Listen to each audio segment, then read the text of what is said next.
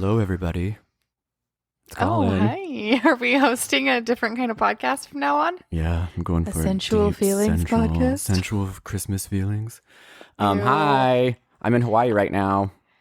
I'm not anywhere except my house, which is where I always am. And it's not for vacation. It is for something else, but I'm having a good time. Although yesterday was catastrophic rain. Catastrophic, that's not the right word.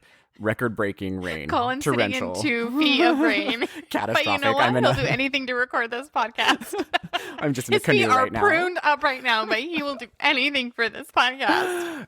No, the weather's a lot better, but yesterday it was so intensely raining, like blowing. And I don't know if you guys know this, but I used to live in Hawaii, so I don't know that we've ever heard that story before. I don't live know in if we know that fact about you. But yes, I'm excited to do part deux of our 3-part Christmas Prince series. I feel sad and angry that this is taking up space in my brain. No, you do not. I'm never going to forgive you. No, you do not. You love it. And we were just talking about Cadence and I, obviously.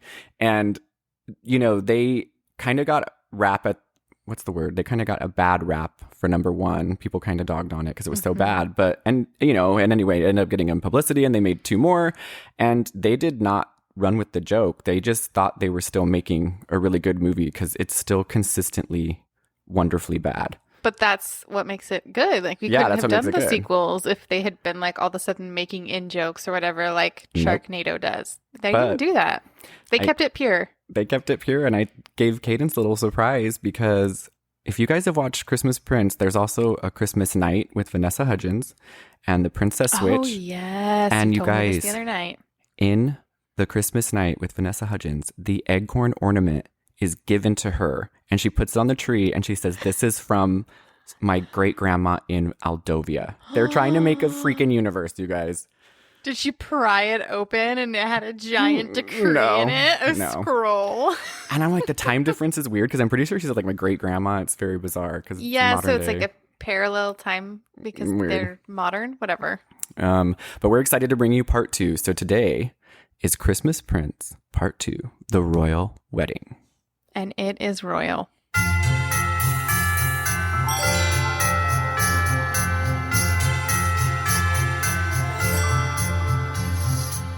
All right, guys, before we get started, though, jumping into this amazing royal wedding, we want to give a shout out to one of our best super fans out there. We love him. He's hyping us always. He really loves the podcast. His name is Tim. Tim from New York. You know who you are. You know who you are, bud. friend. We super you. Appreciate your fandom and your support. It's really cool for us to hear. Yes, we love it. So thank you so much for your support and free marketing. And hopefully you don't regret hyping us. Yeah. We live up to the hype. You're the queen of Aldovia in our world. The queen of our hearts of Aldovia. All right, so we're joining our homegirl Amber Moore and Prince. I always want to say Charles. You always want to say Charles. Prince Richard. Oh, on that note, I don't know how I missed this because I watched the entire first. I always usually watch these movies with subtitles just in case I miss something. And for some reason, I did miss last time that his name is not Stephen. It's Simon. It's cousin Simon, not cousin Stephen. So you'll hear us talking about Simon in this one, and just know that how did we miss that? His name? I don't know. That's what I'm saying. I got everybody's names, and I just did not. Somehow, I completely missed that. So I even wrote Stephen in my notes. From the first one is now Simon. It's the same dude. It's the same cousin. Oh no. Yeah, we definitely got to clarify. Stephen is now Simon. Yeah, so we're catching up with Amber. And guys, there's so many magazine covers. They're on so many magazine covers. And one of the magazines is called Cover. No, and she's on a late night show because now she's the queen of Aldovia. Yeah, and the late night show is called Late Talk. Mm-hmm. And it's just her on a couch. There's no host or anything. There's not even a fake host. They didn't even have the budget for a fake host. You just get the idea that she's on a talk show because she's on Late Talk or Talk Late or whatever. But yeah, it's been a whirlwind year for her. She's becoming the queen of Aldovia. She's engaged. She's been back and forth between Aldovia and New York. And I'm going to say, bitch, you're soon to be the queen of Aldovia. Your apartment. There's a scene of her just writing on her little blog. And guess what her blog is called, by the way? Amber's blog. Amber, you are a writer, girl. You are a writer. Not Why very would creative. you call it Amber's blog? Amber's blog. And she's writing and she's like, not that all of you guys want to know. Well, I guess there's millions of you around the world that do. So, bitch is getting famous. She's really riding this wave, this Pretending Aldovian wave. oh, nobody wants to know about me and Richard. No one wants to know about that whole wedding royal thing, right? That's not in anybody's interest. But she's sitting in her apartment. Never and mind, she her has... whole career is based on this entire relation. But whatever, Amber, don't try to act humble. And she's sitting in her apartment, and it's a small, tiny apartment, and she has a fake white plastic Christmas tree in the corner. And I'm like, bitch, you're soon to be the queen of Aldovia. I'm sure Richard tried to buy her an appropriate tree, and she was like, just because I'm gonna be royalty doesn't mean I have to have nice, fancy Christmas trees. You know that. You know, she did it. You're right. She's real. She's still humble. She's a real girl. Her Christmas tree just has tons of Converse on it. Little baby Converse hanging. Little baby Converse. So yeah, it's been a whirlwind year, and we're catching up with her. We get the idea that she's been back and forth. The wedding is very soon, and now she is going back to Aldovia for the wedding. Yeah, and her dad flies back with her. So this is a new actor, by the way. It's a different dad this time around. R.I.P. old dad. This is the one time that they do become a little bit self-aware and they nod to themselves, because the dad gets to Aldovia and he says, I feel like a brand new person. Oh, yeah. Oh, Get yeah. it? And he actually has a kind of more real Brooklyn accent for once. oh, a little. But the problem with this dad, the other dad's accent was bad. This dad's accent is okay, but his behavior is reprehensible. Oh, yeah. He is the grossest, slimiest, smarmiest, not endearing dad at all. Actually, he gets off the plane and he's like, I like Aldovia na. And she's like, it's Aldova, Dad. And he's like, Aldovia na runs off the tongue better. I don't know why he sounds like that. But totally. He's just kind of that guy, and he's fighting with the taxi driver. And I'm like, again, bitch, you're the queen of Aldovia and you're getting a taxi. But no. She's not getting a taxi. She looks over and she's like, looks like they sent the royal limos. And it's not even a limo, you guys. It's a BMW, just a black BMW. I was like, so you didn't know they were coming. They just sent them. They didn't know you were flying in. Like, there had to have been way more. They act like if you were a royalty, that there would not be a constant stream of information from person to person. Like, everyone would know your every single movement. And she acts like super surprised. Anyway. Well, she acts surprised and she's like, they sent the royal limos. This is not the way I wanted to go, because now people are going to be like looking and sure enough, the press is there. Oh, Amber, Queen of Aldovia, let's talk. They're trying to get to her and she's like, nope, got to get in this limo, got to get to the castle. My favorite thing that happens repeatedly, and I'll bring it up now because it happens every time. So there will be like a frightening group of press or paparazzi around her at any given moment. All it takes is one person to swoop in and say, we're getting out of here. And all the press just immediately leave her alone. They're like, okay, yeah, they're getting out of here. They're getting out of here. They're very getting polite out of in here. Aldovia. Aldovia press is very, very, very polite. So she gets saved in several ways just by someone swooping in. All right, so she gets back to the palace and we're reunited with all of our old friends. We've got the queen. We've got Emily. We've got the executive secretary, Grinch Face. We've got, let's see, I think there's a new guy, Mr. Zabala, who is now helping with the wedding. Yes, he's the older guy. Mm-hmm. And we also meet Sahil. Sahil, the dream of this movie. He is the royal wedding dress designer for Amber. And you guys, they made his character. There's a lot of words. I mean, he's wearing a fabulous outfit. I will say that. What would we call that? It's like a trench coat over. I'm sure it's a cultural thing, but I don't know what the name of it is. I don't either, but I think it's like the problem is not his outfit. The problem the problem's not his outfit. I love it. No. What I'm saying is like they're making him a caricature of a culture they know nothing about. Like you can tell that they've made him an ethnicity, but they didn't do any research about anything involving that ethnicity. So they're like, yeah, put him in this and have him do this. And yeah. It's great. And he's like sassy and kind of supposed to be gay and kind of like too much. And Amber's just like, I don't know. I just don't want any of this. I just want to wear my Converse and I want to wear my jeans on my wedding day. Why do I have to do all this? And we also meet Richard. He's back because they haven't seen each other in a while. So, I mean, they have been flying back and forth incessantly. He tells her, I don't know, see what the problem, like Aldovia's bleeding money and I can't figure out why. And I'm like, you're living part-time in New York City. Like, no wonder you have no idea what's going on in your own country. Setting the royal limos. What are you doing? But I would like to just mention that they definitely upgraded the interior of the castle. Same exterior, but the interior has been dramatically improved. Lots of gold leaf. Lots of gold Lots leaf. of it. Everything's white now instead of wood, and it looks a little more palatial. I will say they did a good job on that. So good job, staff. So yeah, we're reunited with our old friends. Amber's stressed out because this wedding is just taking it out of her. Yeah, and you got to understand, she's a 21st century woman. So Richard is stressing about all the problems with the kingdom, and Amber's like, I really want to help you. I'm going to be your queen. And everyone's like, Gonna be Amber, your hype queen. Hype, hype. Amber, there's going to be a ceremony where the queen passes the bullhorn along to Amber. You go, girl. You got this now. She's like, this will be your most precious tool moving into the future. She really wants to help Richard. She's like, I'm a progressive woman. I want to be part of these decisions, and I want to see how we can grow and change. And everyone's like, Amber, no, your whole life is wedding planning. I don't know how many times we have to tell you this. All you have to think about is planning your wedding. Right? And so you're a silly little hype woman. Just get out of here.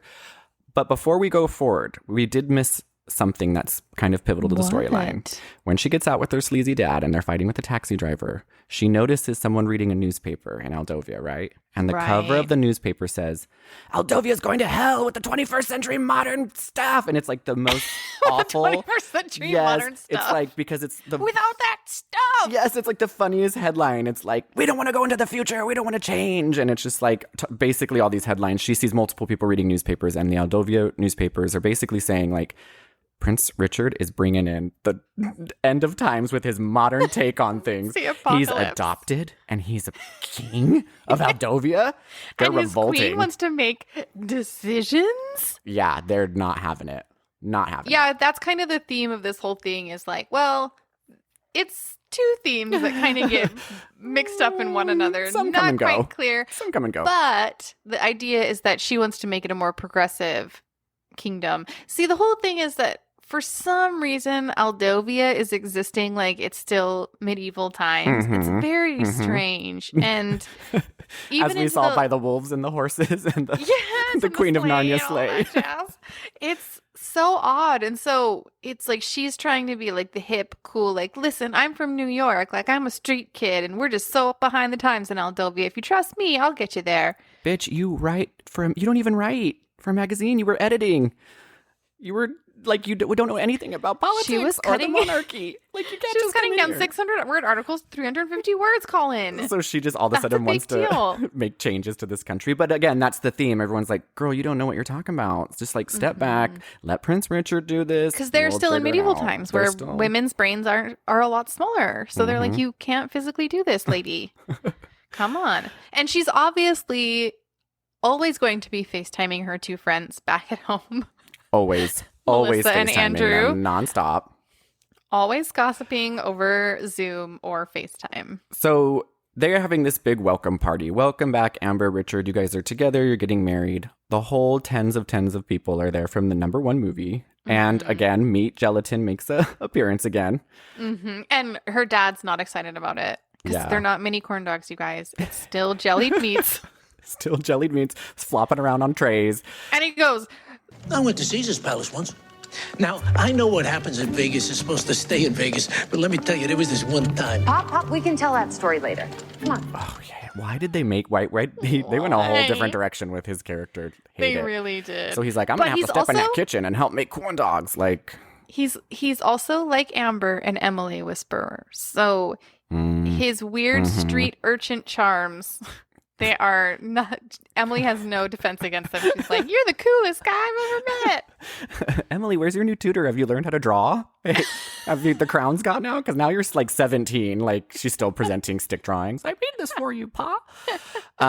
So back at this soiree where they're meeting, obviously Amber's just stressed out because everyone's just like, focus on your wedding, don't focus on anything else. But guess who makes an appearance? Guess who comes back? Steven, who slashed Simon. Steven Simon. He comes afterwards, and I don't know if you guys remember, but he got married to Sophia, who was awful, and she took everything in divorce. Right. So he's like a pauper. He's walking around with that He's got a very tattered scar. Oh, yeah. Very tattered newsboy cap. Please, can I have some more? I thought he was drunk. I was like, okay, they're really trying to show So he's did in hard I. I times. thought he was like an alcoholic on the streets, that they made it like real dark. If you get your wife takes everything in your 12-hour marriage in the divorce, that's on you, buddy. Sign up. Have a prenup sign. Come on. Yeah, that was definitely Also, his bad. you just don't have. She took all your clothes, all your nice clothes, and everything. So he comes back and he's like, "You She's guys, like, and I'm taking these out of spite. you're gonna take your tattered scarf when you talk to them." And he's like, "You guys, Sophia took everything, and I know you guys don't want to see me. Everyone's so mad at him, but he's like, I just came back to say I'm sorry." Sad face. And they're like, it's Christmas. listen, we don't trust you. We think you probably have some ulterior motives, but like, we're not monsters, whatever. The castle's big enough that you can stay here and we never really have to see you. But just know that we're watching you. Yeah, we got our eye on. Do you know, for the longest time, I thought it was alternative motives. Alternative. I would always say alternative. That does not motives. surprise me even the slightest. And then I go, hey, alternative motives. Vice versa. Vice versa, alternative motives. Egg corn. Egg corn, approximately. All right, so after gelatin meat party, soiree, life of a queen, Ain't no man. party like a gelatin meat party. Amber gets up. She's in her full stupid Converse and jeans, and she's walking around. She meets Richard. And Richard, again, he's just kind of telling her, like, something's not right with Aldovia finances. I don't know. Just a very vague blanket. Everything's really wrong with Aldovia is. finances. And it's kind of that, like we talked about earlier, like that dual problem. Like, something's up with the finances, but also Aldovia needs to go into the 21st century. And they're trying to sort of make those two things the same. And it's not really working, but whatever. Amber wants to help him do that. She's a progressive woman. But you guys, she can't, because she has to go to her meeting with Sahil. She has nothing to do but think about this wedding, and that's where she's got to go. So she doesn't have time to solve these problems. No one's even going to let her try. Nope. She gets whisked away to Sahil's room, and you guys, he has some big ideas for her wedding dress, and he's supposed to be He's like this high psychotic. fashion, I guess, designer. That's what they were going for. So he has staff of just tall, awkward people in the background, all dressed in black because So many style is- people. I kept looking like, Sahil, who where are do you these getting these people work people? for? Are And then I these was like, I think Aldovians? they're Sahils. Are these people from Aldovia? Because they're having a crisis right now, and they do I not know, need to be sitting and there's behind like you. 10 people. You're using like 90% of Aldovia's population for your staff, if that's the case. And you know they're just high fashion because, again, they're all in black, but everyone has like some kind of brooch, some kind of like shiny brooch to show, Or like, okay. some of them have funky hair, which is the other thing that tipped me off, because nobody within the palace is allowed to do anything fun with their hair at all. But No. then when you look around his team, like one of them has like pink and blue striped hair, and one Cadence, of them it's has fashion. like purple hair. So He's I'm a like, designer. oh, they're the fashion people because their hair's funky. And he's I just get it. presenting all these bizarre drawings. There's one that we have to show because it's so funny. I guess Emily drew it. She's in the back. He's like, I got these from Princess Emily. And it's like a stick figure of her wedding dress. And like, no, but he has these bizarre drawings and he's like, African flowers, and we're going to do this and this. And guess what, guys? Amber's having none of it. She's just like, no, I don't care about any of this. They're you not know? listening to her. Because the other thing that you'll hear a lot during this episode is the royal protocols. Mm-hmm. That is the mantra of this entire movie. The royal protocols. Do the royal protocols let me? Is this part of the royal protocol? What about the royal protocol? It is infuriating. Even the old hype queen is like, she is not following royal protocol. She's got a lot to learn about royal protocol. And I'm like, yeah, you guys...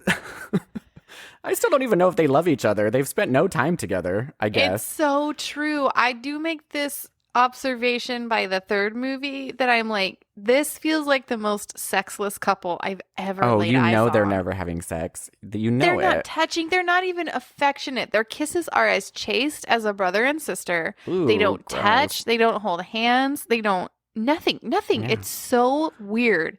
So I can't even really see them as like romantic partners. It's bizarre. I mean, even in the first episode, they spent a total of like 1 week together, and she was pretending to be somebody else, and then he flew to New York and asked her to marry him. So Right. he's still like, he just made that call after knowing a fake version of her for a She's long always time. authentically her, I mean, even if she has a different name. you're right. You're, But even you're not giving Amber enough credit.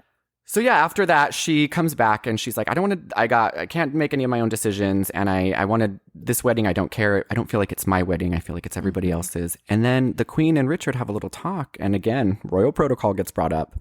And even Richard's like, yeah, you got to follow this. And Amber's like, Richard, you too? You too, Brute? And he's like, sorry. I mean, you are going to be the Queen of Aldovia. And we do have royal protocol. You. Sorry. 3. Hey, I don't know if anyone's mentioned this to you, but we have something called Royal Protocol, and Yeah, Richard, they have mentioned it. Guess what? You weren't following that fucking Royal Protocol last episode. You were gallivanting, putting your ween in all these models. You definitely were not following Royal Protocol. Not. So I guess it's like it's all flexible Royal Protocol wise when it's a man, but when it's a woman, Exactly. of course, Medieval times. So she leaves this disastrous meeting with Sahil, and she FaceTimes her friends, who, of course, will drop anything to be there at any time. Always there, just waiting by their Zoom call. That's all they always. do. Like on there, and they're just standing by their computers, just hoping she's going to FaceTime at any given moment. I mean, they're trying to get in on that royal wedding, you know. They're trying to get in on that Aldovia queen money.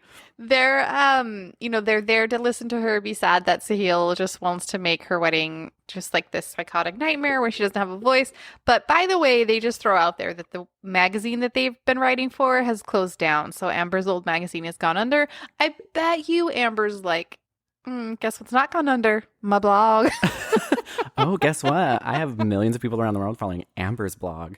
Max just ran that magazine to the ground. Max is still in her concrete office, just stomping around. She's like, I'm going to die with this magazine. I wonder how the magazine went down. You sent out random reporters to go to Aldovia and spend all the money. All of your writers had your editors take out half their articles and create whole new stories you never asked for. So, half your employees just spend their time on Zoom. So, yeah, I wonder why the magazine went down. Max, we're looking at you, Buster. So she's like, well, since the magazine's shut down, you guys probably have nothing else to do. You want to come to the wedding? You guys want to come out? Okay, yeah, bitch, cool. Thanks for inviting us regardless. Whatever. So Amber has to go support Richard now because something really important is happening outside. He's giving a speech. For the first time. Finally, Richard. After a year, I guess. Maybe it's like a year practice period. She's not sure he's giving a speech. He might be like bailing on everyone. She has to be the hype queen. He's playing snowballs with the orphanage. She's like, what's plan B? Is there snow anywhere? Are there any orphans around? Is there an orphanage around anywhere? Because Richard is crazy about it. We never know when he's going to take off for a snowball fight. Luckily, he's actually giving the speech. But the problem is... Oh, guys, the Aldovians are not happy, you guys. There are signs that say boo. There are signs that say angry. There's signs that have sad faces on them because it's like they can't say anything too intense or political. So all the signs are very vague. Like, these people are upset. We're not quite sure about what, but they're upset. Multiple signs say boo. And they're like, our economy's failing. We have no money. Nobody's being paid their wages. You're not quite sure what the economy of Aldovia is. It feels a lot like the king is paying their wages. Well, that king there's no private enterprise, but I don't know. I don't live in Aldovia. You think that this would have been an issue that didn't just pop up in the past year? Like, she would have definitely found this out before with the family drama. But knowing how the king, the old king, bless his heart, was running the country, spending all their money making ornaments and secret traps. He's like passing decrees that no one knows. People to create like elaborate plans for him. Oh, that king! No wonder. We did talk a little bit about this at the first one. Like, no wonder Aldovia's in shambles. Like, the king's spending all of his time making these elaborate ornaments for people and just doing putting like secret decrees in them. What is it called? Like, what is it called? What do you call them? Scavenger hunts. Scavenger hunts. Yes, he's just making the most elaborate scavenger hunts. Yes. Anyway, so he gives the speech and people are booing him. They're not happy. This is my favorite thing that happens. He goes to Amber. He's like, listen, I do not understand it. Aldovia is bleeding money. And Amber, in the most self-satisfied voice she can muster, goes, When numbers don't add up, there's usually a reason. and he's like, but you're a woman. What would you know about numbers? And she's like, what? Who do you think balanced the books at the diner? Like... bitch, this is a little bit different than your dad's corn dog diner, okay? Let's just be clear, bitch. This is a country. Because she does. She's so happy. She's just like, yeah, that's me. I did it. She says, Colin, she says, when the numbers don't add up, there's usually a reason. Like, that's basic math. She's girl you don't want to start a talk with at a party. When you do the books, our corn dog stand, the books are actually writing themselves. And when money's gone, people are spending it. And he's like, okay. Yeah. When you write checks, it usually means money in accounts. You try it. Put yourself in that business shoes. He's like, what the fuck are you talking about, Amber? She totally is. That's 100% what she's doing. I died. I was like, it's her and all three of her friends. She's supposed to be business savvy because she knows basic addition and subtraction. Yeah, and listen, when the numbers aren't right, someone didn't do the equation correctly. When the answer is not what you want it to be, the question's probably wrong.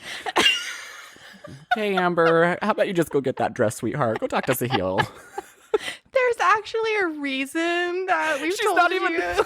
She's not even proving her point. She's not even she's not even saying anything that's like proving that she needs to be the new like progressive queen of Aldovia. She's just it's really ridiculous. She's trying really hard. She thinks if she lands like a really smart line, he'll be like, "Oh yeah, no, you're right." Head of Treasury, he does. Secretary of State, go.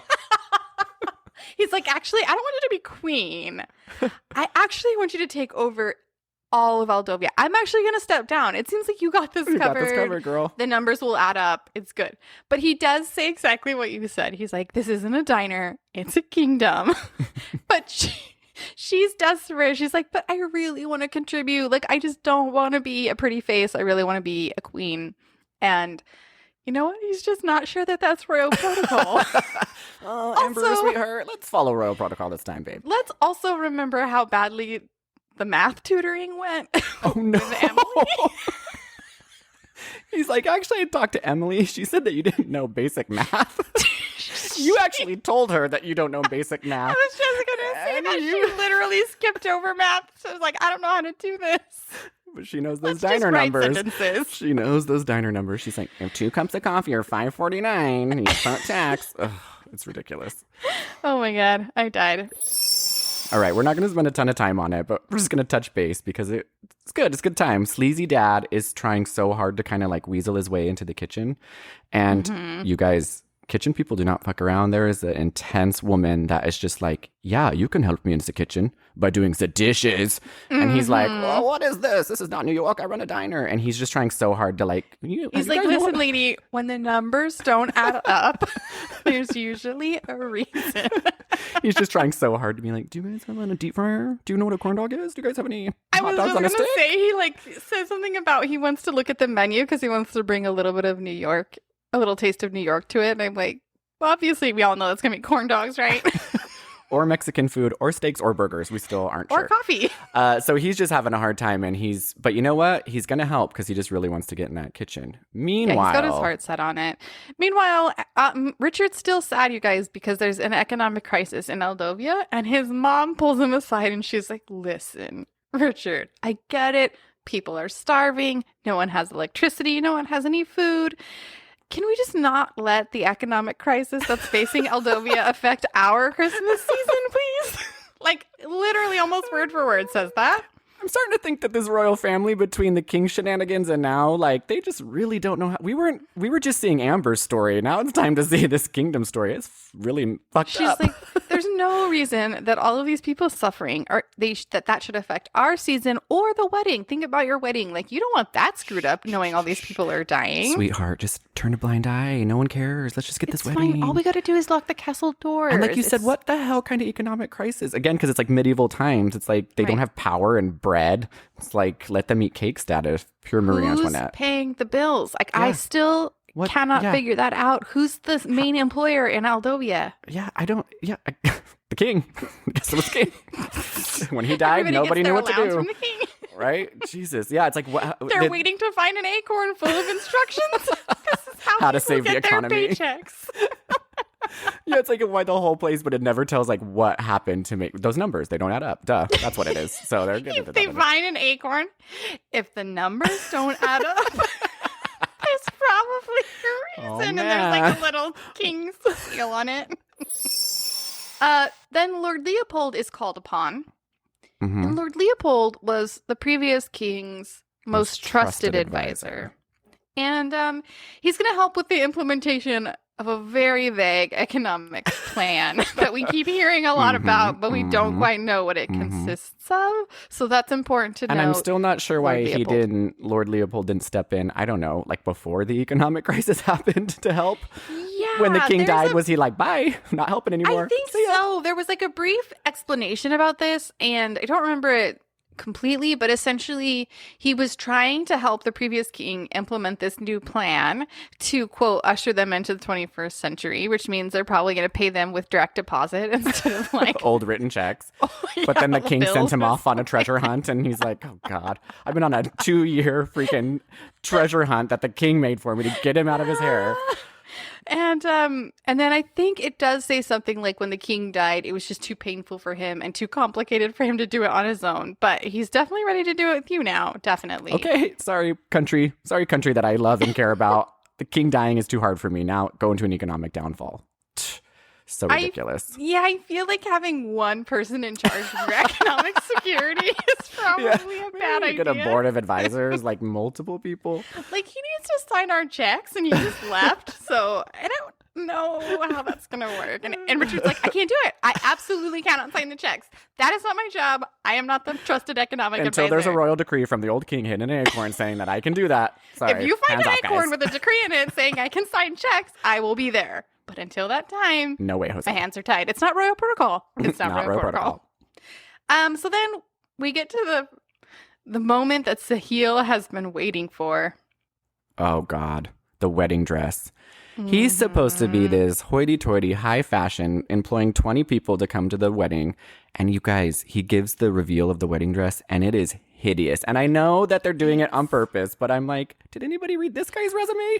He's probably not even a designer. They probably told him who he was. Yeah, he walked in there like, wait, let me guess. You're the wedding dress designer. He's like, yeah, he's just another reporter trying to figure out what's going on with the economic crisis. I want to watch that movie. I want to watch the movie where a reporter. Sahil's like, he works for CNN. He's trying to get in to see the economic crisis of Aldovia, get undercover. And they're like, wait, you must be the wedding dress designer. He's like, yes, I am. Yep. And the reason I will definitely hop on that train is because it looks like he just sort of wrapped a tablecloth around her and then put the chunkiest belt he could find and then made it extra tight and then threw another lace like table runner over her head for the thing. Oh, it's and hideous, like, you guys. It's You hideous. You're welcome. And everybody knows how hideous it is. I'm 100% sure the bodice is quilted. It's so gross. And he's just trying to sell it so hard. And he's like, it's white. It's a dress. You walk in it like this. And they're like, okay. There's fabric, this guy definitely seems a little bit more reporter than designer. They're fine. It doesn't look a goddamn thing like the sketch he presented. The sketch that Emily spent almost 2 minutes coloring doesn't look anything like this. Emily put all that work into that sketch. Nothing like it. He didn't use it. So she's obviously getting angry. And you know what? Speaking of Emily, we got to give her a little play in this movie, okay? So she was cast as the star in the, I don't know, country Christmas play at her school. And she is going to kiss one of the main characters, who's this boy she has a crush on. And we're just going for Emily. Like, she needs to get that kiss. And because they're in an economic crisis, they literally, as the kids are rehearsing for the play. Mid-rehearsal, they're like, gotta cut out the lights, gotta shut everything down. Aldovia's in an economic crisis. And I'm like, you guys just let the poor kids at least finish the rehearsal. Come on. Nope. Has to end right now. And guess what? Amber's watching creepily from the back. And when the lights go out, she's like, oh, this isn't right. Something's wrong. And she's just, again, she's real smart. When the lights go out, something's not right. In the middle of a child's play, rehearsal, something's not right. So now she's like determined to go and figure out. I mean, at this point, what are they going to lose? The country's in shambles. Like, they're turning off the power at the school. The queen's like, as long as we're getting power in the castle. Like, we're getting power, right? We're still getting power, right? Let's not let it ruin the Christmas season, you guys. Let's not let that little play ruin the Christmas season. Just come to the castle. It's not a big deal. And they're also feeling, I mean, keep in mind, there is a catastrophic economic crisis happening to their entire country of people. They are moping around the castle because Emily can't be in her play. It is the end of the world In because Aldovia. Emily cannot be in this play. In the background, the Aldovian wolves are Never dragging mind. away people. There's people. The wolves are taking over, and the Half Aldovians of are. Aldovia is on fire. The banks are being completely rampaged. People are looting. Oh my God! Kate McKinnon on SNL when she's the lady from Russia. That's every Aldovian. Yes, 100%. Ladies, leave your man at home. The club is full of wolves and it's very dangerous. That is full. Them in the background. That's what's happening. But they're like, so they're, there's people screaming, dying, pitchforks outside. They're just so sad about this stupid play. So Richard he wants to cheer up Amber. And so what do? What do? They take out the trusty royal sleigh of Narnia. And they're going to go find a Christmas tree, you guys. They don't have anything else to think about right now other than the spirit of Christmas. The queen has given them very specific instructions. Don't worry about any of this. Just go get a Christmas tree. And of course, Amber wants to pick out the quirkiest Christmas tree. She picks out the one that looks so different. You guys, it's so unique. It's funky. It's quirky. It's different. Hope the wolves don't get them because they're deep in that forest. So they cut down this ugly Christmas tree. She's talking about how beautiful it is. And yeah, they go back. They're decorating. And again, they're sitting in front of the fire. The queen is like, this is Christmas season. She's reading letters that come from the town and people in Aldovia. And she literally is like, opens one and she's like, oh, my people are suffering. And then she closes it and she's like, this one's not very festive. I'm like, bitch, you are really turning a blind eye to all of this. So she just is like, pick out all the cards that say something really, really festive, okay, guys? And so she just like just doesn't read it. Cherry picks the cards. It's so bizarre. She's reading it and it's the saddest. It's like, please send money. My child's got cancer and everything's done. She closes it. This isn't very festive, guys. She throws it in the fire. Nobody wants to hear this. She doesn't guys. help This the is Real person. downer. She doesn't want to help the person. I don't know. Write them back. Give them a Christmas card back. That would have been the perfect cue for this movie to take. Is like they get this card and then everyone has a change of heart and then they go to this house of the person who wrote the card and they take them what they need, right? Would've Like a been. moment for them What to have you serve the thought? people of Aldovia. But nope, they just close that card right back up. Shh, don't worry about it. Not a big deal. Bye. Don't let it ruin the Christmas festive spirit. The other thing that makes them really out of touch is because Emily has been pouting and brooding about not being able to be in her play. She just wanted to get that boy's lips on her lips. Like, Emily, come look, we have a surprise for you. They take her into the other room where they have transformed an entire wing of the palace into an indoor theater with full working power. So that she the can stage put is on made her out of play. Aldovians. They're just walking on Aldovians' back. All the They're just laying Aldovians there. are just sad. Like, Emily, They're all look, we human did chairs. it. We promised them like electricity for the night of Christmas, but they're not getting that. Just come. I know, yeah, all the Aldovians are chairs. Servants, the whole thing. They're really bad. This monarchy's not very good, you guys. We're learning real quick that they're so out of touch. It's so weird. They do need to get into this modern century and like run their kingdom a little better. Like, I get that they're trying to make Emily feel better, who at this point is like 14, 15. It kind of is like out of the era of like cute little girl and into like spoiled teenager, number one. Number two, though, it just feels wildly out of touch, but whatever. So they allow Emily to put on her play. It's a really elaborate and expensive thing just so she can get a kiss, but whatever. No one cares. And after the play, the dad decides to just warm everybody's hearts by deciding to make like 5,000 Christmas cookies with all of the kids from the play in the kitchen. Yet another, there's starving Aldovians outside. But we're going to make a bunch of cookies for us.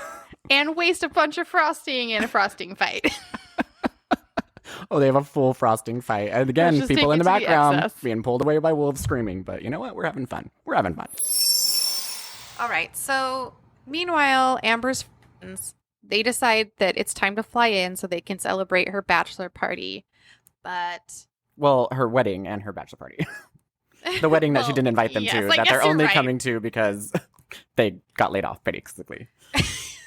So, yeah. So, before they get there, though, there's one really super important thing that has to happen, and that is the royal portrait. Oh, yes, because they're royalty. And they have all the money to spend on portraits. And here's the best part.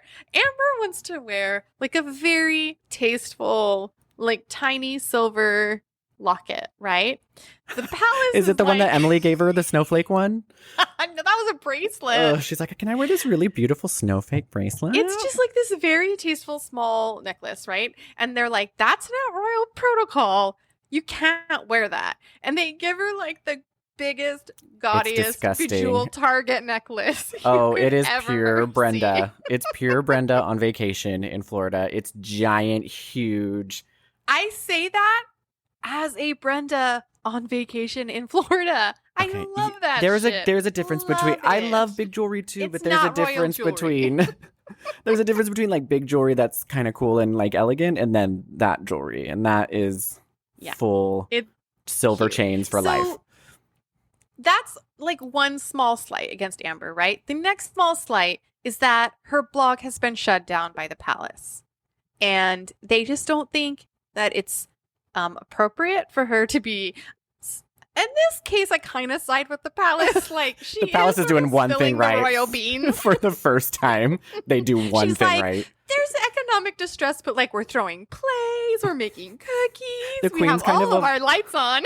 The queen's kind of avoiding anything that's happening. We get thousands of letters a day saying that kids are dying in the street, and she's like, "These aren't She very just burns festive." them in the She fireplace. just throws them in the fireplace. So in that case, maybe I side with the palace a little bit for damage control. But basically the point is that the wedding's coming up, right? And she tells Richard, like, this is who I am. I'm a writer. I don't know if you remember this, but I have a blog called Amber's Blog. And it's kind of how I make money. And he goes, you know what? This is all just like a lot of hubbub. The main thing is to keep our head down, make it through the wedding. Once we get through that, then we can pick our battles. And he's also And she's wait, so you're a writer too, on top of being a banker and a financial economic. Literally a couple minutes "You ago. think wrote the menu at my dad's diner. I wrote coffee, latte, cappuccino. Those are really hard to spell. And he's like, just pick something, Amber, and go with it. You're an investigative journalist. You're a writer. You're an economic specialist. You're a bookkeeper. You're a cook. And she wears Converse through it all. And she wears Converse through it all. So Amber's feeling pretty down. This is just a side note. So her dad wants to make her something to make her feel better. He wants to give her a little taste of New York City. I'm going to give you one guess what he chooses. Oh, well, you're not really quite sure because he slops it down in true New York fashion because I guess he runs a diner. So he's like, here's a side of Sandy's beach house with a side of Lisa because it's like these code names. With the Lincoln log. With a Lincoln log. And she's like, thanks, Dad. And he slops down a big hot dog with, I guess, chili covered all over it and potato chips. And some potato chips. I'm like, I'm sure that New York would be sad that they think their whole culinary reputation is represented in a hot dog, but okay. Can I get some jellied meat, please? That's bad. My taste has changed. I just also want to point out, watching it again, the jellied meats, it stood out to me that the jellied meats are served on a tray and they have plastic neon toothpicks Oh, yeah. in them. Oh, yeah. Look, when you get at Party City, there's like little unicorns, lime green. Fathom Lime the green. palace Mhm. buying these in bulk. Mhm. It's It amazing. was just something that stood out to me in the sequel that made me giggle. Okay, so moving on. Aldovia's falling apart. But you know what? Amber's Oh. two friends are coming and they're going to save the day because they're ready to No, have a bachelorette never party. mind. I just imagine, like planes crashing into each other, like everybody's left the airports, the skies, it's a free for all. The queen is just in her room like, her "Don't." friends are just She trying to make it to the palace. She just turns the blinds. She's all, bleep, bleep, bleep, bleep, and just blocks it all out. Slowly lowers the blinds. Yeah, planes are crashing. Some She's like, things aren't that festive. This isn't very festive. Yeah, so Amber's friends have arrived at the palace and they are excited because their only life goal is to make Amber happy. So they're just like, we're ready to throw a bachelorette party. Yeah. But Amber. Yeah, they're gonna come have, and I mean, in their defense, if I could go have a party at a castle, in that Aldovia. might be fun. Yeah, of course. But of course, That may be Amber, fun. she doesn't want no bachelorette party. She's like, guess what, guys? I got something more fun than a bachelorette party. She's not like other girls. I think we learned that from the Converse. Well, first She's not before like she other tells them girls. what's more fun than a bachelorette party, they're kind of just snooping around the castle being silly billies, like just hiding from people, being silly. Because she's like, okay, instead of a bachelorette party, hear me out.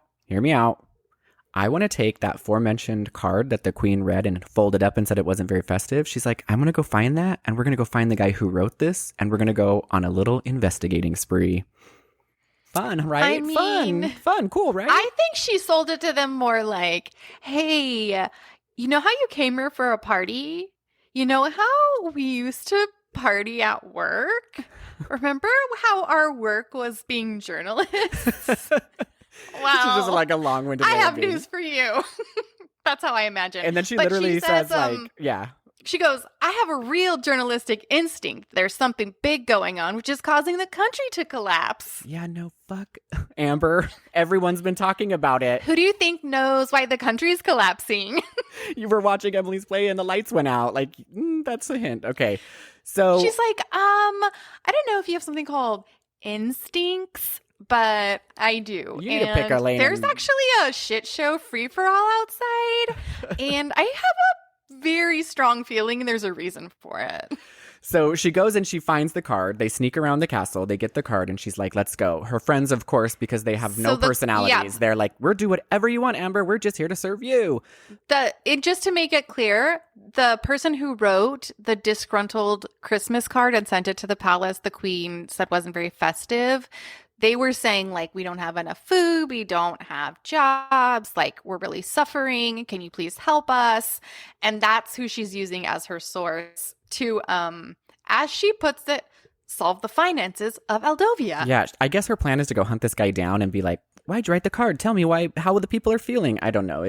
She's got journal instincts. I don't have them. I don't know. You don't have them. You don't know. So she decides that she's going to go undercover in the town of downtown Aldovia where there's tens of people.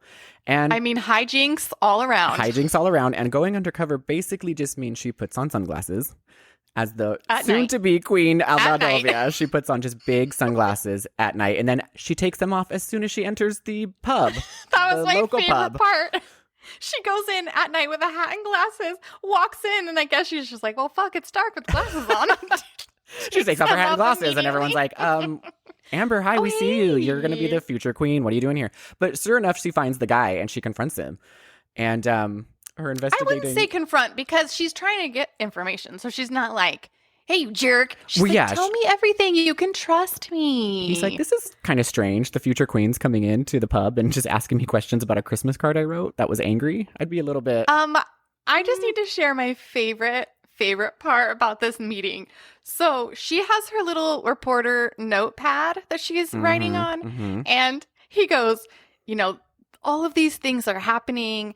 There's like this company named Meadowlark. It came in, it bought everything up. I don't know. It seems like there's something fishy. I can't figure out who Meadowlark is. Meadowlark? And Amber literally on her notepad, the only two things she writes are Meadowlark and fishy in capital letters. She's got that journalistic instinct, Amber. She's a smart one.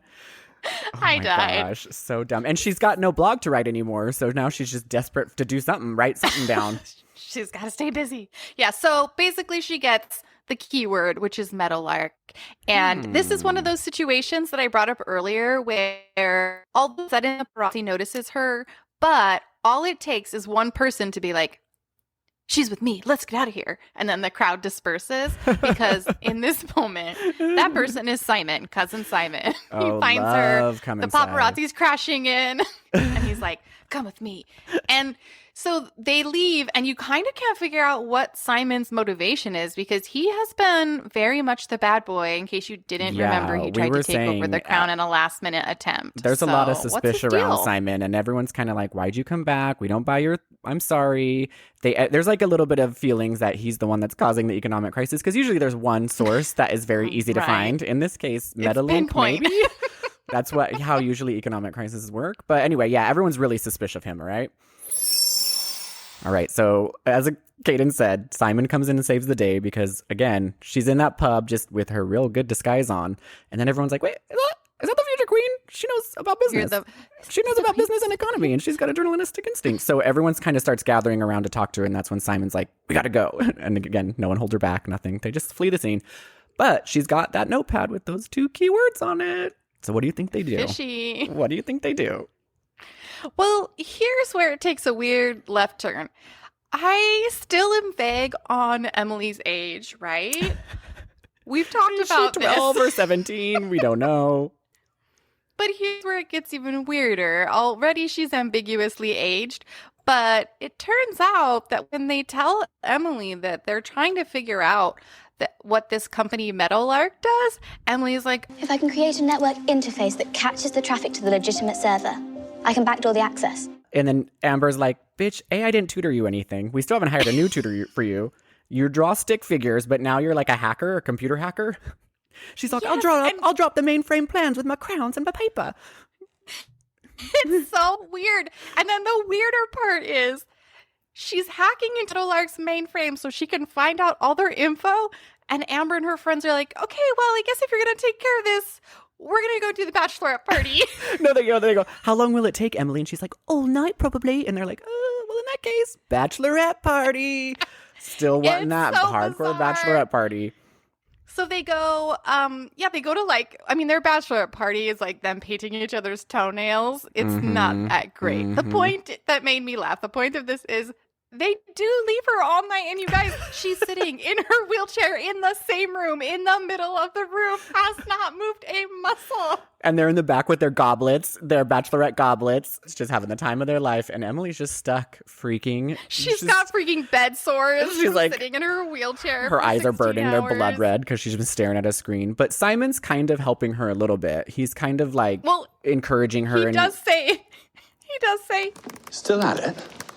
Not exactly Mr. Robot, are you? More like Mr. Slowbot. Silence, Simon. Oh, Simon, that is not nice. She is literally saving Aldovia's crisis right now. That is not called for. I don't know how. I don't know. You're right. She's like, she's really concerned about a school play and getting a kiss. She draws stick figures, doesn't know algebra, but she somehow knows how to hack a mainframe of this unknown company that somehow just gets brought up. She's just legitimately committing like major fraud. I'm sorry. As the royal family of Aldovia, you haven't heard this name before, this giant corporation that came over and took over your country? Like, you've never heard anybody talk about it? You were in charge of everyone's paychecks. Yes, you're just like, oh, I've never heard of this country. It's bizarre. Anyway, they have the bachelorette party. She hacks into that company and she's getting some information. So, mid hijinks, the staff catches her investigating and they're like, listen, we've already had a talk about this one time. I don't know if you remember, this is not royal protocol. Oh God, protocol comes up again 100 times. You cannot be investigating Meadowlark, breaking through mainframes, hacking the kingdom. This is not royal behavior. And this is where it's Amber's absolute last straw, because she asked Richard to defend her. She's like, I'm trying to solve all the problems with the kingdom. I don't know what you guys are doing. I'm actually trying to do something. He's like, I'm trying to get And a bullseye Richard with my doesn't- archery kit. I've been out there in the in the courtyard for 10 days trying to get a bullseye to impress you. But Emily can do it. She can do everything. So he doesn't defend her. And she's like, I don't know if I can do this if you're not even going to stand up for me. This is my life. This is who I am. And this part of me is not going to die. I just want to reiterate too, though, that again, we've said it before, but there is really no like passion or love between these two. They are almost like not even roommates, like almost like they're not even on friendly terms. Like acquaintances, maybe acquaintances. Right? Prince Richard and Amber Moore, they just like, yeah, it's really awkward. There's just you feel no love between them. So I'm like, why are we getting married? And then now he's not defending her. Now he's being like, yeah, Royal Protocol. Okay, I get that you wrote the signs at your dad's freaking restaurant, but Royal Protocol. And it's like, what is she even there for? She's after the money. She wants that royal crown. That's what I think. I think she just wants that royal crown, even though she's quirky and down to earth. Nope, she's after that kingdom. It's not even like, sometimes these kinds of movies play it really chaste. Like, oh, we just don't want them like having sex before they get married. Like they tend to veer into like family movie territory. It's very much so family movie. It's not even that they're like chaste though. It's like they don't even they're not sexually attracted to each other at all. We don't even get like a steamy kiss. Oh yeah, there's slightest. zero chemistry. That's the thing. Like Richard's kind of just this like pretty boy that cries a lot, and Amber's just this kind of really, she's almost annoying because I'm like, just calm down and just like hang out for a minute, but it just doesn't work. It doesn't work. Anyway, we digress. Yeah, it's I guess the whole time I just kept thinking like I want to see what's happening behind closed doors with these guys. That's the only thing that was on my mind is like what do they talk about? Do they have Royal anything protocol. to talk about? Royal She's like, protocol. did you shoot any And Aldovian then wolves? And he's like, did you follow protocol? And then they just go to bed in separate beds. maybe like that's how you have Aldovian royal sex. You're like, may I remove your glove? Is that protocol? Not May protocol. I remove your shoe? Not protocol. Is this protocol? And that's just their whole love life. Okay. Okay, so after a not so... Amber's had enough at this point. She's like, I can't handle this protocol. Richard's not even having my back. Guess what, guys? She disappears. No one knows where she is. And it's full-blown panic, which also made me giggle because, I mean, A, how big is this castle? Not that big. How big And is this B, country, town, city? There's not a lot of Right, places I mean- Amber Moore can run away to. Even if she's, like running amok within Aldovia, there's only so many places she can be. Her two friends are like, just look for a woman with a hat on and big sunglasses. That's her go-to disguise. And they just find her She'll be right away. trying to hide. They just find her right away at the local Chili's. They're like, Amber, we see you, bitch. She's like, oh. And it's funny to me because there's like an entire economic collapse happening, as we have discussed multiple times, but every single person in the castle, down to the queen, is looking for Amber. That's what queens do. Frantically running around looking for a grown-ass woman who you could probably just call on a cell phone, but whatever. They already don't like her. She's already not following protocol. I don't know why anyone cares. I think the queen would be like, oh, shit, she's gone. Oh, no, crap. It's possible, Oh, Aldovia no. doesn't even have cell phones. I mean, they haven't moved into the 21st century yet. She brings Sophia back, the queen. She just reintroduces Sophia. She's like, Richard, hey, if you can't find Amber, here's Sophia. I do have Sophia on hold. And she's on hold over here. Needless to say, Prince Richard knows where Amber is. Remember that little hunting cabin in number 1 where she found the Right. king's birther scandal paperwork? Yeah. Well, Emily finds Richard and she's like, hey, I've been hacking for like 26 straight hours. I don't know if anybody told you. She's all bloodshot. She's drinking her 10th cup of coffee. She doesn't even know where she is. But she's like, I have something like very, very, very important. And he's like, don't do anything yet until I find Amber. There's only one place she can be. And I'm like, that he was never fucking missing. She knew where was she was the whole never time. missing. People in this castle say Amber's missing about 27 times. But if he knows exactly where she is, then she was never missing. And why has everyone spent the last 3 hours searching for Amber? What do you think queens do? What do you think queens do? They love being They part of close searches. the blinds and ignore They the close outside yeah, world. let their country go to shit, but try to find this girl that they don't really like. Anyway, yes. So she's at the hunting cabin. Richard finds her. And they kind of have this really awkward exchange where it's like, they don't say, I love you again. There's no passion. He just goes, I need you. And she Right. goes, I need you too. And then they kind of hug. And this is where Amber... Like a side hug. Yeah, like a side hug. Right? Not even a real hug. They're like, thanks, pal. Pat on the back. Richard's like, I need you to be my beard. She's like, okay, I will. Totally. So now that they've had this little reuniting moment, Amber has a couple things to say to the queen.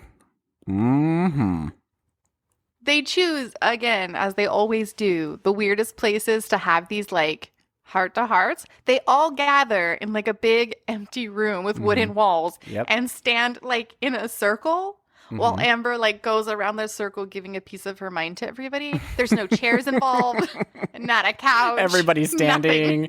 It's very awkward. There's not even a Christmas tree in the background. It's just, Just a bare castle room. So anyway, she goes around the circle and she's like, It's gonna be our wedding, so Richard and I are taking it back.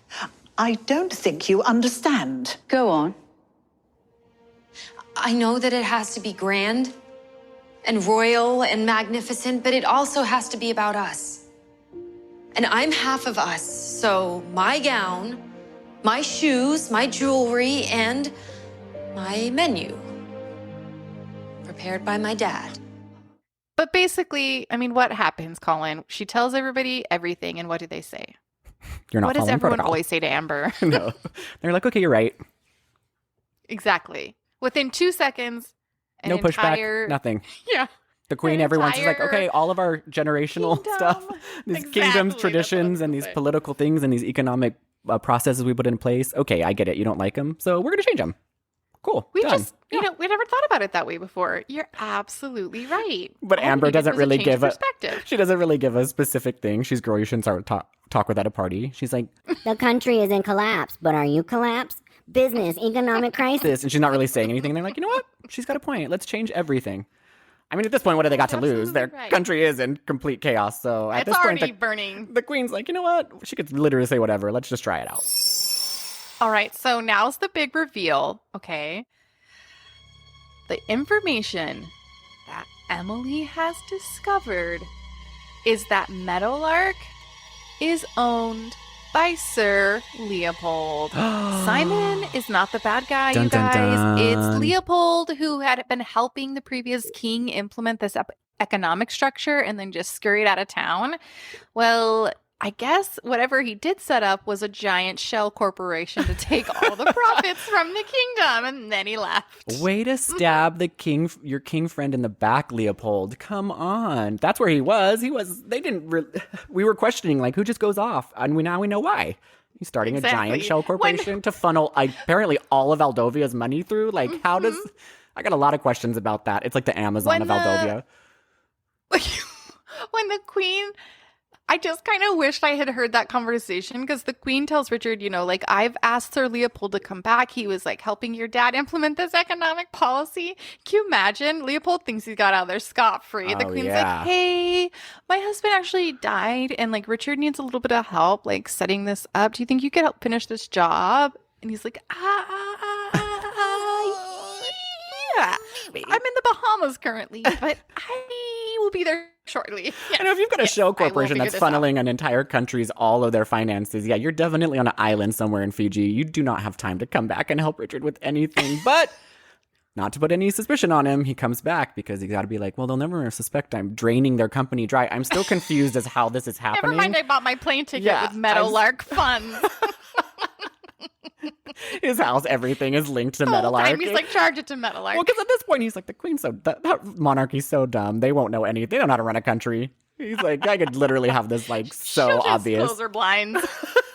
So, this is where, this was absolutely out of left field, straight up bizarre. So they find out that Leopold's been lying. How did they keep him from running out of the room? Oh, I'll tell you. Well, Amber, she goes and runs into Richard's room, gets that plastic target archery set, points it at him, and then the queen's like, take him to the dungeon.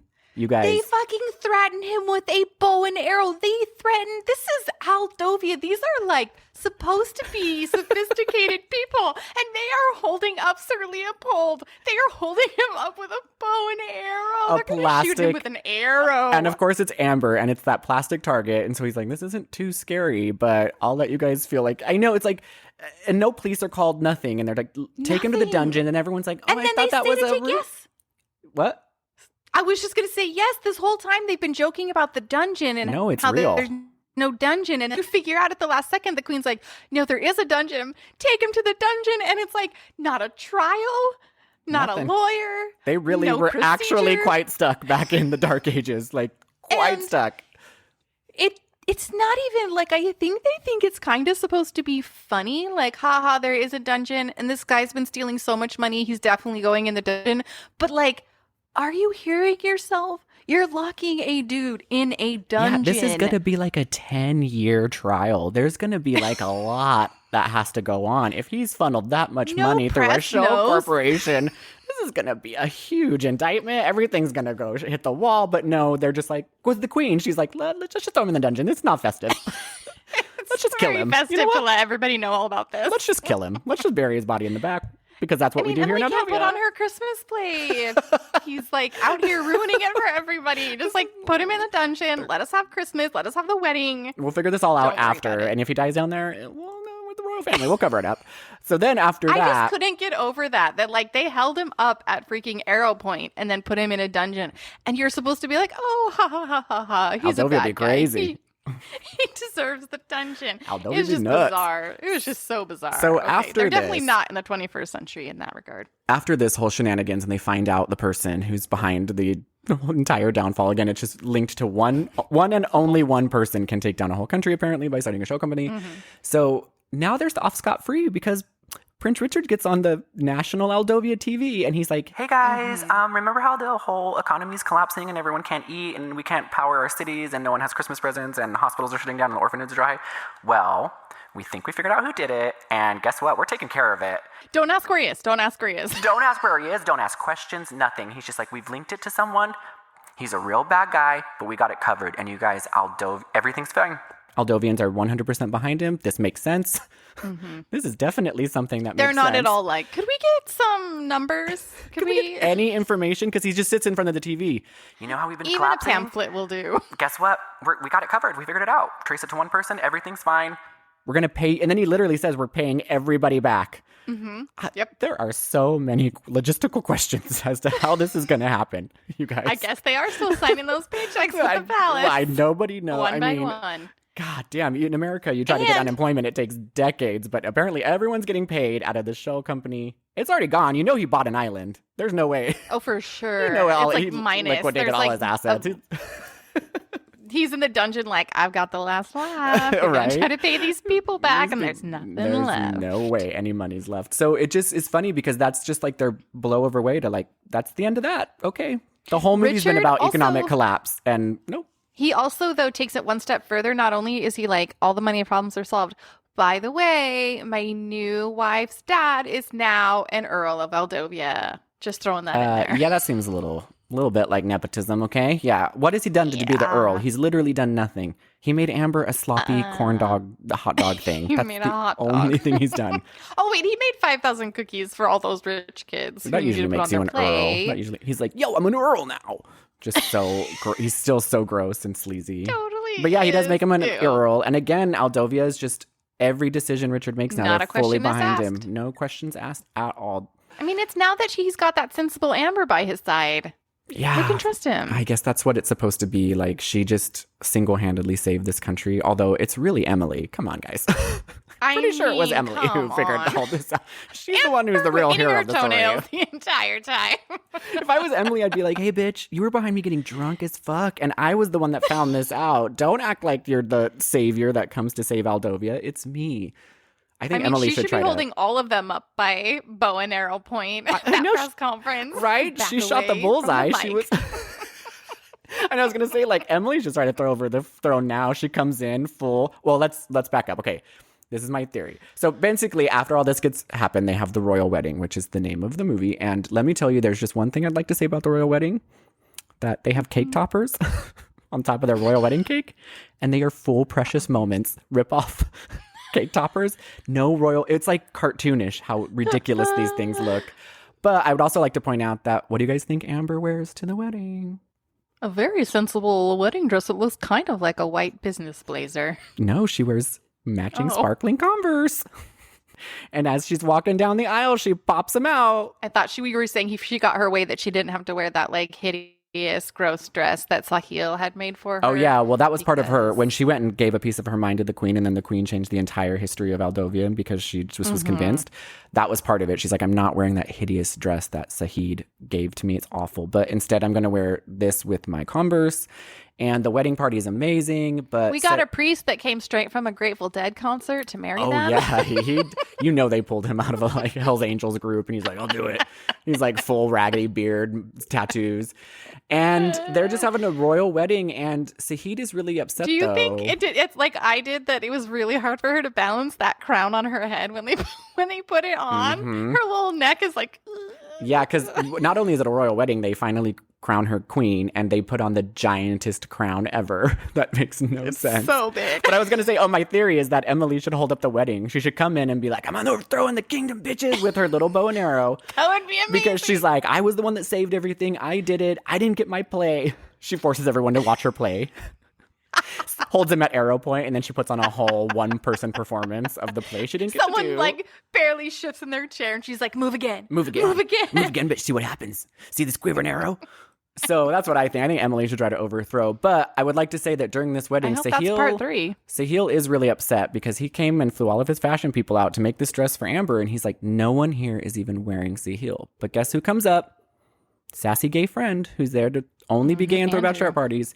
He's like, I think your design was really cool. And so that gives you a little hint that Sahil and gay friend are going to be lovers. Oh, because we also didn't mention that Simon is with her other friend. They kind of have a little romantic thing going on. Yes, her other friend Rachel gets like the eye from Simon, and it kind of hints at them having a romance that's starting. But yeah, I also made a note of that like, of course, the wedding planner is gay, obviously. Avi. And then, of course, they like get the only other gay person, and of course, they have to like fall in love with each other. That's how it works. That's how it was so bizarre. Works. But I mean, I will touch on this in the third one because they do pair up, but it's very bizarre the way they choose to address. But this also, relationship is just weird. again, her friend and Simon are together, but everyone just forgets that he was a total dick before. Like, he really didn't do anything to redeem himself. I mean, he did say he was sorry, but like, I mean, he saved them from that group of paparazzi by saying, she's coming with me. That's true. That's true. He showed his bravery with that. That is amazing. He's a hero. And then obviously what? He insulted Emily the entire time she was hacking. I know. Seriously, Emily needs to stand. I hope they make another one where Emily just overtakes the throne and it's just a big Game of Thrones event. That would be amazing. But we also learn at the wedding that Emily's also a DJ because she uncovers this whole DJ set from under a table. This is the girl that can do anything. And of course, the new Earl, who's, he's drunk off his ass, total sleazy. He's like, let's do the conga! And the whole city of Aldovia does the conga.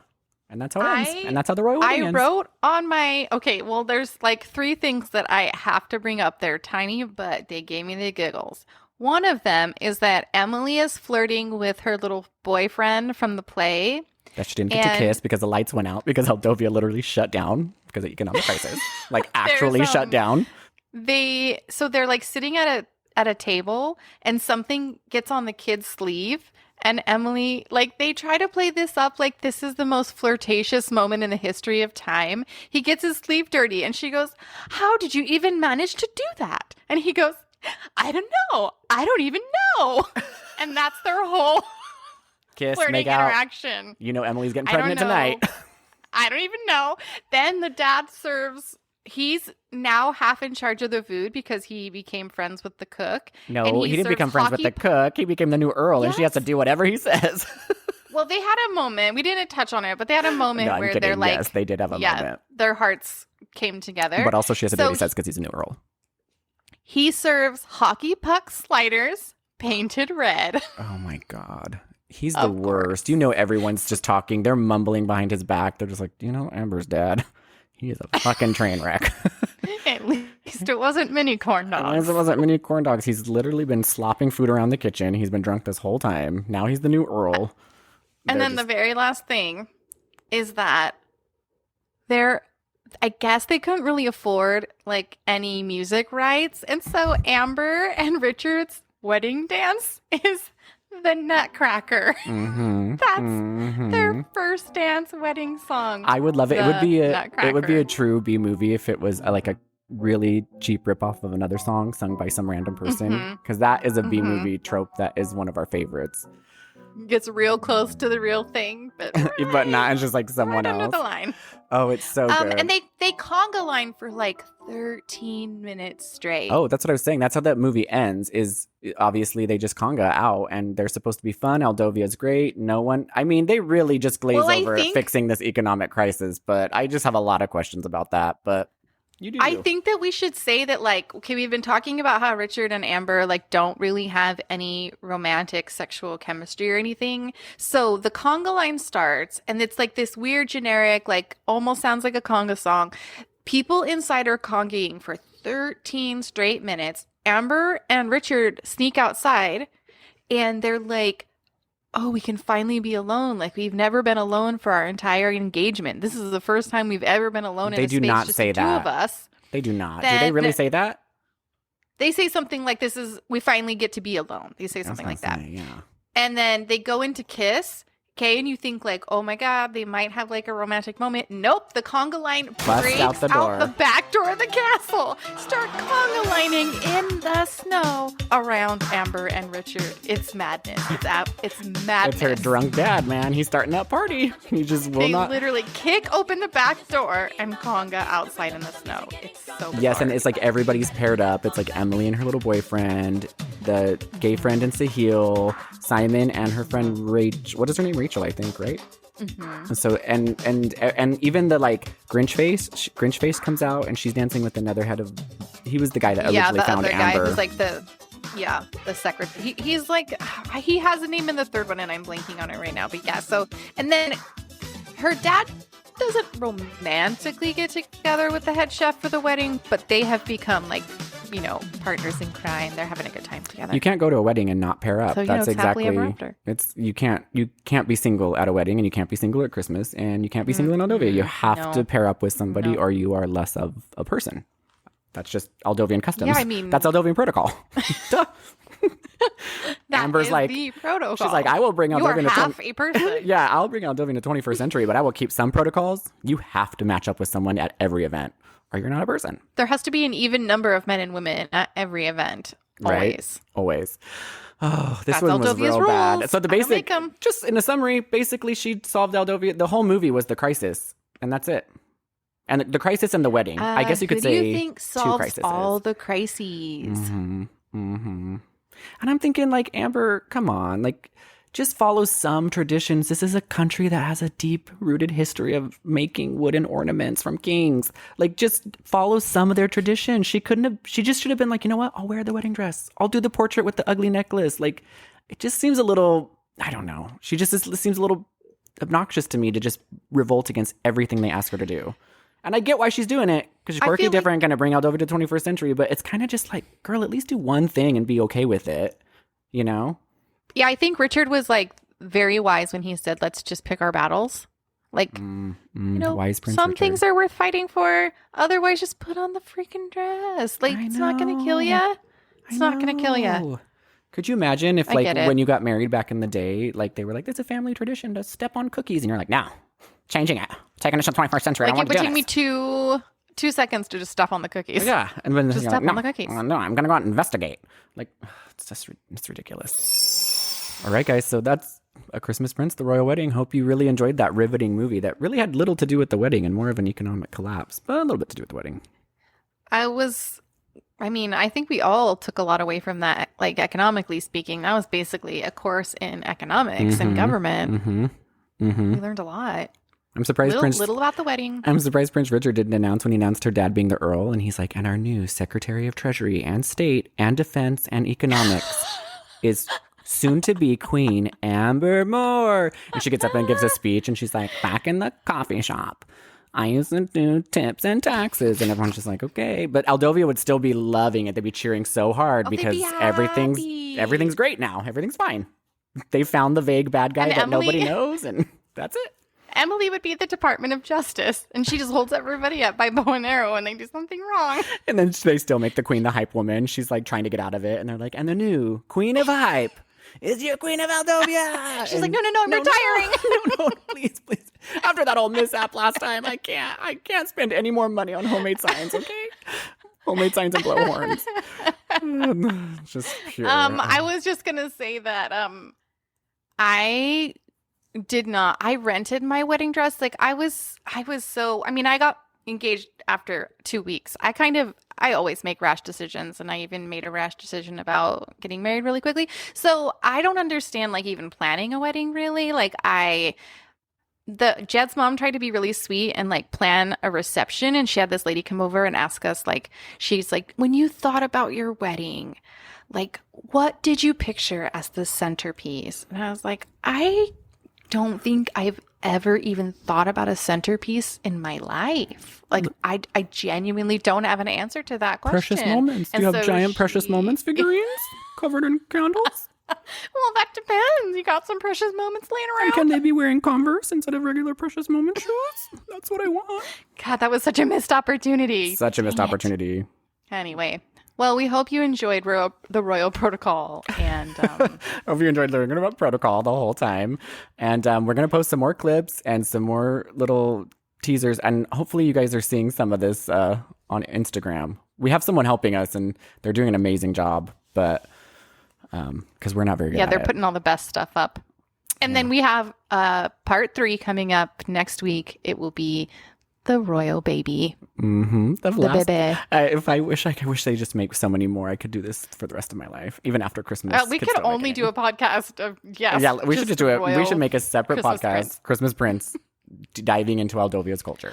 And then we could do all of the ones from Princess Switch, since you said they're in the same universe. Well, Princess Switch, and I think The Night Before Christmas, but not night. It's like Knight, like a night. And they do a little universe, you guys. They're trying to like cross over. So let's just do it. I'm ready. Do a spin-off podcast. I'm ready. I'm ready. All right, guys. Thanks so much. We'll see you next week. Bye. Bye.